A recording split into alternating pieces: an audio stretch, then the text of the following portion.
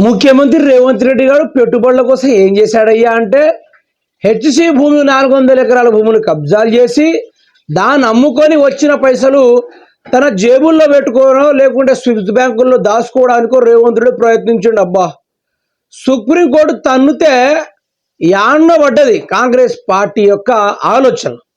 రేవంత్ రెడ్డి ఇది నేను కొట్లాడి తెచ్చిన ల్యాండు, నా హయాంలోనే ఇది మన తెలంగాణకు దక్కింది, దీన్ని అమ్ముకునే బాధ్యత సంపూర్ణమైన అధికారం నాకే ఉంది. డజన్ల కొద్ది బుల్డోజర్లు పంపి ఆ బుల్డోజర్ల రాత్రికి రాత్రి 100 ఎకరాలు చదువు చేసిన మొగోడు ఎవడైనా ఉన్నాడంటే అది భూదందా కోరు, కబ్జాల కోరు ముఖ్యమంత్రి రేవంత్ రెడ్డికి అది వర్తిస్తుంది, బరాబర్ వర్తిస్తుంది. అంతేనా కదా? మరి కోర్టు ఏం చెప్పిందో చూద్దామా? చూడండి ఒకసారి. తెలంగాణకు సిఎస్ జైలుకి వెళ్ళాల్సింది ఒడిగి అంకమ్మ, చేసింది ఒకడైతే పోయేది ఒకడు అన్నట్టు ఉంది వ్యవహారము. చెట్టు పెడతారా జైలుకి వెళ్తారా? మా వాళ్ళకి నరుగుడే తెలుసు కానీ పెట్టుడు తెలుసా? ఏడ భూములుంటే ఆడ చెరువు ఉన్నా సరే మట్టి పోసిన దాన్ని అమ్ముకుంటాడు కానీ కోసిన చెట్లను మళ్ళీ పెడతాడా? అటువంటి బుద్ధి మా రేవంత్ రెడ్డి దగ్గర ఉందా? ఏమో చెట్లు ముట్టుకుంటే చచ్చిపోతాడు మావాడు. చెట్లు నాటుడు ఏదైనా ఉందా అంటే దెబ్బకు పానం విడిచి చచ్చిపోతాడు. చూద్దాం. చెట్లు నాటకపోతే చీఫ్ సెక్రటరీపై చర్యలు. ఆ చర్యలేదు మా ముఖ్యమంత్రి రేవంత్ రెడ్డి మీద తీసుకోండి, బ్రహ్మాండంగా ఉంటుంది. సెలవుల సమయంలో డజన్ల కొద్ది బుల్డోజర్లతో చెట్లు నరకడం ఏంటి? ముందస్తు పథకం ప్రకారం చేసినట్లుంది. నష్టాన్ని ఎలా పుడుస్తారో చెప్పండి. కంచగచ్చిబౌలి కేసులో సుప్రీంకోర్టు సీరియస్. కేసు విచారణ జూలై 23కు వాయిదా. ఇక్కడ సిఎస్లను జైలుకు పంపడం కన్నా ఎవరిని జైలుకు పంపాలి? ముఖ్యమంత్రి రేవంత్ రెడ్డి జైలుకు పంపాలి. ఎందుకంటే సారు దగ్గర రాత్రికి రాత్రే 10,000 కోట్ల రూపాయలు అప్పు తీసుకొని వచ్చి ముదపప్పు తిన్నాడయ్యా మా ముఖ్యమంత్రి రేవంత్ రెడ్డి.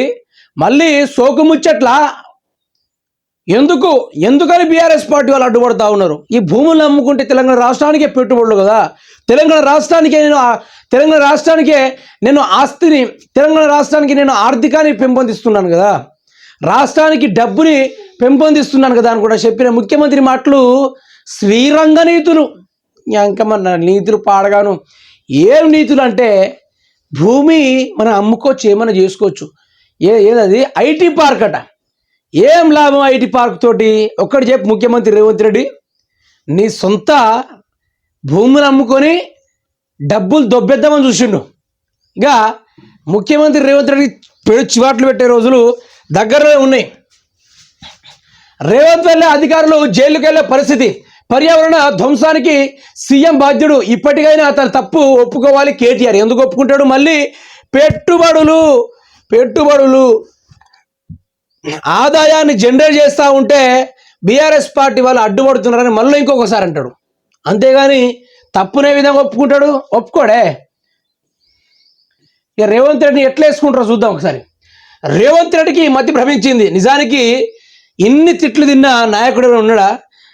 మతి భ్రమించిందనో, మైండ్ దొబ్బిందనో, మెదడు మోకాళ్ళకు వచ్చిందనో, ఇటువంటి ఎన్ని ముచ్చట్లు మిత్రులారా. ఇంటా అంటే ఏ విచిత్రంగా ఉంటుంది రేవంత్ రెడ్డి గారి యొక్క పరిపాలన ముచ్చట్లు నిజంగా. ఇక చూడండి, ఆత్మగౌరవాన్ని దెబ్బతీశారు. విదేశీ మహిళల కాళ్ళు కడిగించి అవమానించారు. కాంగ్రెస్ సర్కారు బానిసత్వం వైపు నడిపిస్తోంది. మహిళలకు రేవంత్ క్షమాపణ చెప్పాలి. సోనియాకు మాజీ మహిళా మంత్రుల లేఖ. ఇక ముఖ్యమంత్రి రేవంత్ రెడ్డి గారు ఏమైనా బుద్ధి గిట్లా ఉందా అండి మీకు? మీరు తెలంగాణ రాష్ట్ర పోలా లేకుంటే పాకిస్తాన్ నుంచి వలస వచ్చిర్రా? ఎవరో అందగత్తెల కోసము తెలంగాణ రాష్ట్రం వాళ్ళు ఎందుకు కాళ్ళు కడగాలి? వాళ్ళ కాళ్ళు ఎందుకు కడగాలి? మీ భార్యతో కడిగిపోండి, మీ యొక్క సతీమణి గారితోటి కడిగిపిచ్చి నెత్తిన జల్లుకోపోకమనండి. అదేవిధంగా మీ కూతుళ్ళు కూడా ఉన్నారు కదా, ఆ కాళ్ళు కడుకుంటే ఇంకా బ్రహ్మాండమైన పుణ్యాలు. వాళ్ళని కడగమంటే కడుగుతారా? మీ కూతుర్లు మీ సతీమణులు ఒక లెక్క, తెలంగాణ ఆడబిడ్డలంటే ఇంకో లెక్కనా? వాళ్ళ కాళ్ళు తుడిచే ప్రోగ్రాం పెడతారా? సిగ్గుశరవు ఉండక్కర్లే. ఎవరో కాళ్ళు తెలంగాణ రాష్ట్ర ప్రజలు తుడవాల్సిన అవసరమే వచ్చింది? నువ్వు ఒక ముఖ్యమంత్రివా? రాష్ట్రాన్ని గౌరవించే ముఖ్యమంత్రివా? రాష్ట్ర మహిళలకు గౌరవాన్ని ఇచ్చే ముఖ్యమంత్రివా? నువ్వు అసలు ఎవరు? ఇంత ఘోరమా? ఆడబిడ్డలను అవమానిస్తారా? అందాల పోటీలకు వచ్చిన వాళ్ళకి మహిళా మంత్రులతో కడిగిస్తే మంచిగుండు. నిజంగా మహిళా మంత్రులు ఎడిపోయిర్రు. ఇంగ్లీష్ రాని మంత్రి మహిళ, అదేవిధంగా షాయి కప్పులు పోసుకొని రీల్స్ చేసే మహిళ వాళ్ళ చేతులతోటి కడుగుకి పోయిర్రు.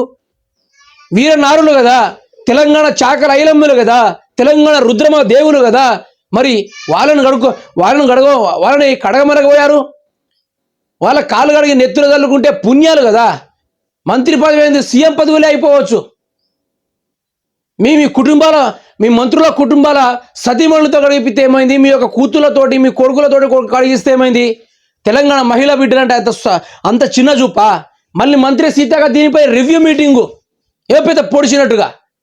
ఈవిడ గారికి తన సొంత నియోజకవర్గం పైన సోయి లేదు, నియోజకవర్గాన్ని వదిలేసి నెల అవుతా ఉంది. ఈవిడ గారేమో ఏం చేస్తా ఉందయ్యా మిత్రులారా అంటే, ఒక ప్రెస్ మీట్ పెట్టి సబితా ఇంద్రారెడ్డి గారు తెలంగాణ ఆడబిడ్డలతో మేము కాళ్ళు దుడిపిస్తామాట అనడానికి కొంచెమే మనం ఉండాలి మేడం గారు. ఆడ తెలంగాణ యావత్ సమాజం చూస్తూ ఉంది, లైవ్లో కూడా చూసినాం.